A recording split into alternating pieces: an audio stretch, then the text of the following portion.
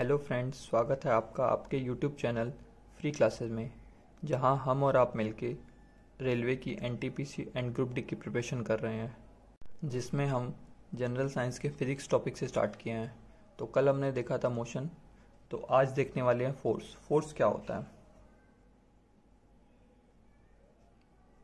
देखिए, एक ऑब्जेक्ट है, अगर उस पर कुछ फोर्स लगाते हैं तो मोशन करता है।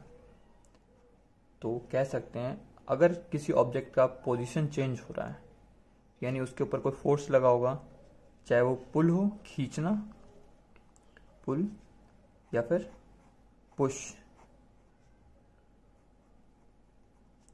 अगर उसका पोजीशन चेंज हो रहा है तो कैसे हो रहा है? फोर्स की हेल्प से। तो क्या फोर्स को हम बोल सकते हैं अ पुश और a pull on a body is called force.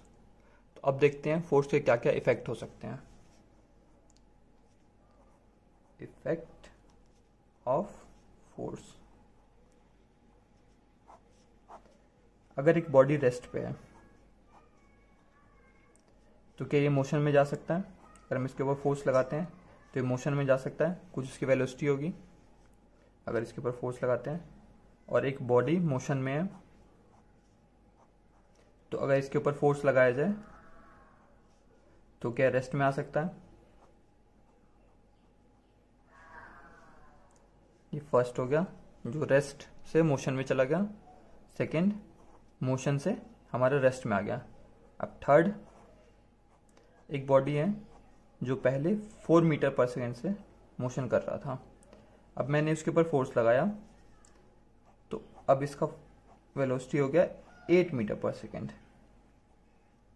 आप देख सकते हैं कि चेंज इन वेलोसिटी किस वजह से हुआ? फोर्स की वजह से। अब फोर्स क्या है? हो सकता है हम लोग का डायरेक्शन चेंज हो जाए। अगर ये बॉडी है, इस डायरेक्शन में ट्रेवल कर रहा है कुछ वेलोसिटी के साथ, तो हो सकता है हमने फोर्स लगाया इस डायरेक्शन में, तो बॉडी इस डायरेक्शन में मूवमेंट करने लगे। तो और फिफ्थ एप्लीकेशन हम लोग का हो गया, एक बॉडी है जिसके ऊपर मैंने फोर्स लगाया, तो हो सकता है उसका शेप चेंज हो जाए। अब देखते हैं न्यूटन्स फर्स्ट लॉ। न्यूटन क्या बोलते हैं? Newton first law. न्यूटन ने कहा कि एक ऑब्जेक्ट अगर रेस्ट पे है तो हमेशा रेस्ट पे रहेगा अनटिल उसके ऊपर एक्सटर्नल फोर्स अप्लाइड नहीं होता, यानी जब एक्सटर्नल फोर्स अप्लाइड होगा तो वो मोशन में आ जाएगा। उन्होंने ये कहा कि अगर एक ऑब्जेक्ट वेलोसिटी है कुछ उसकी, मतलब मोशन में है, तो वो हमेशा मोशन में रहेगा लाइफ टाइम तक, जब तक उसके ऊपर कोई एक्सटर्नल फोर्स ना लगे वो रेस्ट पे नहीं आएगा। यानी एक body until an external force is applied it remains in the original state, जैसा वो पहले था। अगर वो वेलोसिटी में था तो वेलोसिटी से चलता रहेगा, अगर उस रेस्ट पे था तो रेस्ट पे रहेगा जब तक एक एक्सटर्नल फोर्स ना लगे। तो अब आप सोच रहे होंगे कि अगर हम किसी ऑब्जेक्ट को थ्रो करते हैं या फिर पुल पुश करते हैं तो ऑब्जेक्ट हमेशा लाइफ टाइम तक चलते रहना चाहिए, तो हमारा ऑब्जेक्ट रुक क्यों जाता है? तो देखिए क्या है कि एक ऑब्जेक्ट है, कुछ मोशन में है, वी मोशन में है, बट ये कुछ देर बाद जाके स्टॉप हो जाता है। क्यों होता है? क्योंकि एक एक्सटर्नल फोर्स जो नेगेटिव साइड में लगता है उसे कहते हैं फ्रिक्शनल फोर्स। फ्रिक्शनल फोर्स, जो वेलोसिटी अगर पॉजिटिव डायरेक्शन में है तो फ्रिक्शनल फोर्स हमेशा अपोजिट डायरेक्शन में लगता है, इस वजह से हमारा ऑब्जेक्ट रुक जाता है। अब देखिए इनर्शिया। इनर्शिया क्या होता है? Tendency to keep body in original state. मतलब क्या है कि अगर बॉडी मोशन में है तो मोशन में रहेगा, जिस डायरेक्शन के मोशन में है उसी डायरेक्शन भी रहेगा। मान लिया इस डायरेक्शन में है मोशन, तो मोशन इसी डायरेक्शन में रहेगा, और इस स्टेट को जो अपने आप को रखना चाहता है उसी को बोलते हैं इनर्शिया। इनर्शिया जो डिपेंड होता है मास के ऊपर, जिसका ज़्यादा मास उसका ज़्यादा इनर्शिया, मतलब वो अपनी स्टेट को उतना चेंज करने के लिए ज़्यादा फोर्स रिक्वायर होगा उसके लिए। अगर मान लीजिए जैसे पेन है, तो पेन को अगर मुझे स्टेबल है, रुका हुआ है, अब मुझे चेंज करना है इसका डायरेक्शन या फिर वेलोसिटी देनी है, तो मुझे इस पर कुछ फोर्स लगाना पड़ेगा, और ये फोर्स इसको इनर्शिया क्रिएट करेगा, इसका इनर्शिया को डिस्टर्ब करेगा ताकि, और ये फोर्स आगे मूवमेंट करने लगेगा। अब आप देखेंगे इनर्शिया का क्या क्या है। आप जब खड़े होते हैं और बस में खड़े हैं और बस अचानक से चल पड़ी, तो क्या होता है, आप पीछे की तरफ हो जाते हैं, पीछे की तरफ, क्योंकि क्या होता है, आपके जो लेग्स होते हैं वो लेग्स तो बस के कांटेक्ट में है, तो लेग्स डायरेक्ट बस के साथ साथ आगे जाने की कोशिश करते हैं, बट आपका जो हेड है वो अपने आप अपनी टेंडेंसी मेंटेन करने के लिए वहीं पर रहना चाहता है, तो वो क्या होता है, वो पीछे हो जाता है, लेग्स आगे हो जाते हैं, तो आप गिर सकते हैं। वही अगर आप खड़े हैं, बस ने अचानक से ब्रेक लगाया, तो आपका लेग तो ब्रेक की वजह से एक जगह रुक गया, बट आपका हेड जो है अपनी टेंडेंसी को मेंटेन करने के लिए वो आगे की तरफ हो जाता है। तो यही है इनर्शिया। मोमेंटम, मोमेंटम क्या होता है,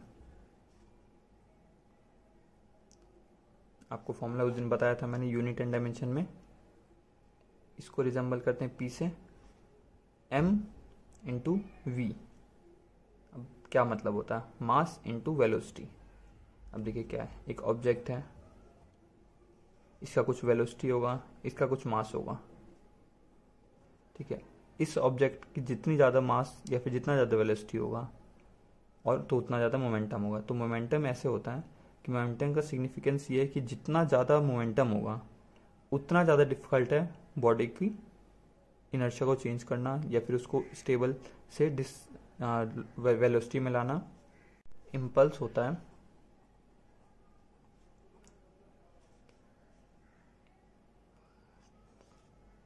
change in momentum,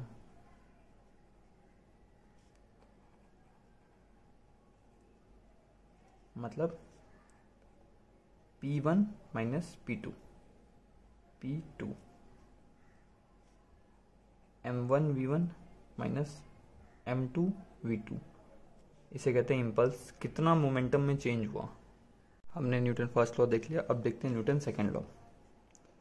second law, Newton second law अगर बोला जाए तो सबसे पहले लोग के माइंड में ये रहता है F=ma, बट ये फैक्ट नहीं है कि F=ma न्यूटन्स लॉ एग्जैक्टली नहीं है। हाँ, कह सकते हैं न्यूटन्स लॉ से डिराइव्ड है।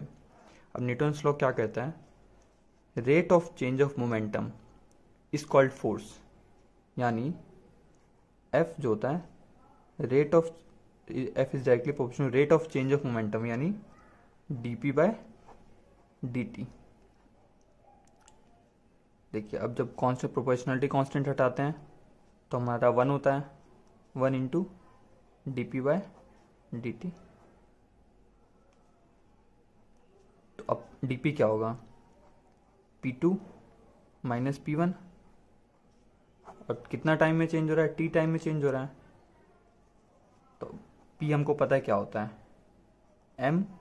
m1 v1, सॉरी p2 क्या होगा, m2 v2, और p1 होगा m1 v1 अपॉन में t।